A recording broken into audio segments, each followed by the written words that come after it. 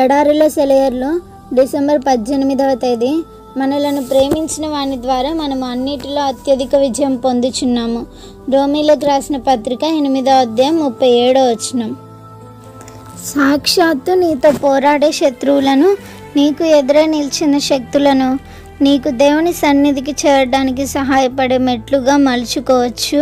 సువార్తలోని సౌకర్యం ఇదే. దేవుని బహుమానాల్లోని గొప్పతనం ఇదే.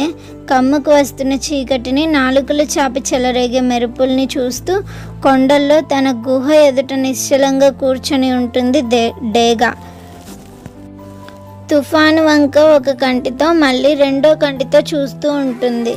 అయితే పెనుగాలి తనని తాకిన తరువాతనే అది చలిస్తుంది. ఒక్కసారి కూత పెట్టి తన రొమ్మును గాలికి ఎదురుగా తిప్పి ఆ గాలి సహాయంతో ఆకాశంలోకి ఎగిరిపోతుంది. తన వాళ్ళందరూ ఇలానే ఉండాలని దేవుని ఆకాంక్ష.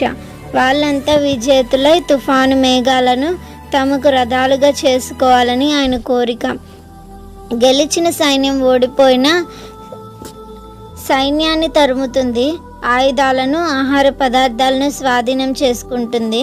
పైన చదివిన వాక్యానికి అర్థం ఇదే. దోపిడి సొమ్ము చాలా ఉంది. నీవు దాన్ని స్వాధీనం చేసుకున్నావా?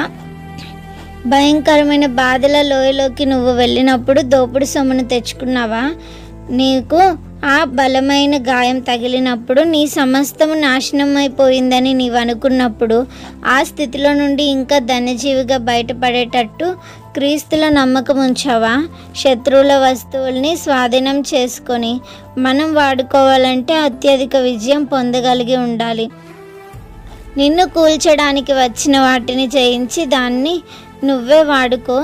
ఇంగ్లాండ్లో డాక్టర్ మూన్ అనే ఆయన గ్రుడ్డివాడైపోయినప్పుడు ఇలా అన్నాడు: దేవా, గ్రుడ్డితనం అనే ఈ తలాంతును స్వీకరిస్తున్నాను. దీన్ని నీ మహిమ కొరకు వాడగలిగేలా, నీ రాకడలో దీన్ని వడ్డీతో సహా నీకు తిరిగి అప్పగించగలిగేలా సహాయం చెయ్యి.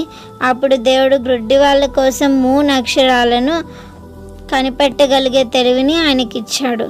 దేని ద్వారా ఎందరో చూపులేని వాళ్ళు దేవుని వాక్యాన్ని చదవగలిగారు. చాలామంది రక్షణ పొందారు. దేవుడు పౌలుకున్న ముళ్ళును తీసేయలేదు, అంతకంటే ఎక్కువ మేలే చేశాడు. ఆ ముళ్ళును వంచి పౌలుకు లోబడేలా చేశాడు. సింహాసనాలు చేసిన సేవ కంటే ముళ్ళు చేసిన సేవ శ్రేష్టమైనది. Praise the lord.